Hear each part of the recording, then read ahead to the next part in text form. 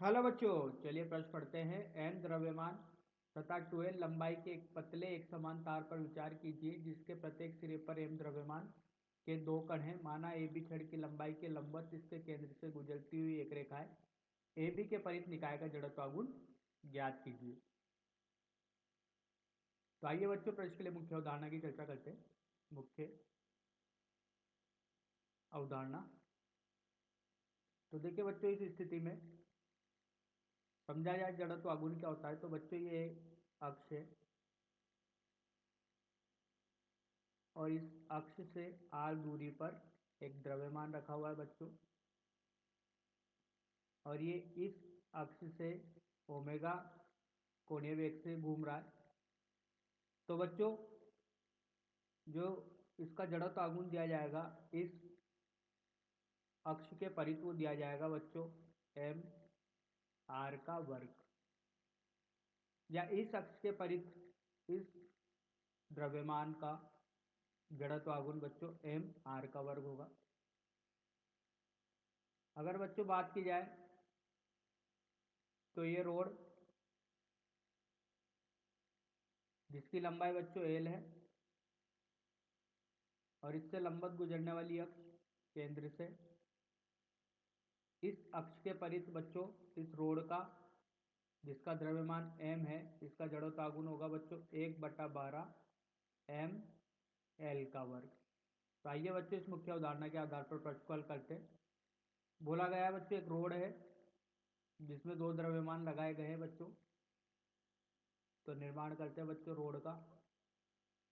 ये रोड है बच्चों, ये m द्रव्यमान, ये m द्रव्यमान, ये अक्ष बच्चों, इसकी लंबाई 2l है। तो केंद्र से दो भागों में विभाजित हो जाएगा बच्चों। तो इस निकाय का जड़त्वागुण बच्चों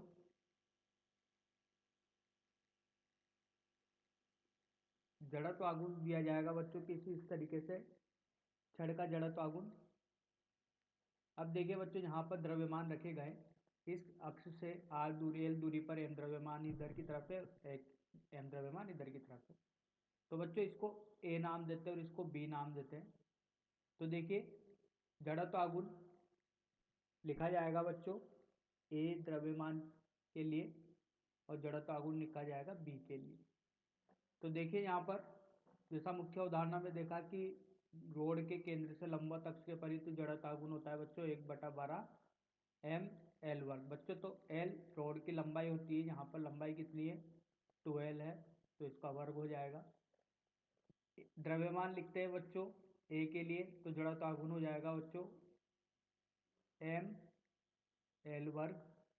इसी तरीके से b के लिए हो जाएगा बच्चों m l वर्ग। तो बच्चों इसको हल करने पर मिलेगा 4l का वर्ग बटे 12 बराबर m l वर्ग धन m l वर्ग। तो देखिए ये होगा 1/3, यहाँ पर बच्चों m आएगा तो लिख लेते हैं m। तो हल करने पर देखिए बच्चों क्या मिलेगा, यहाँ पर 1/3 और 2ml स्क्वायर मतलब 7/3 m l वर्ग। तो ये बच्चे इस निकाय का जड़त्वागुण हो जाएगा इस अक्ष के परित, जो ये अक्ष दी गई है बच्चों, इस अक्ष के परित जड़त्वागुण। तो आशा करता हूँ बच्चों आपको यह समझ में आया होगा। धन्यवाद।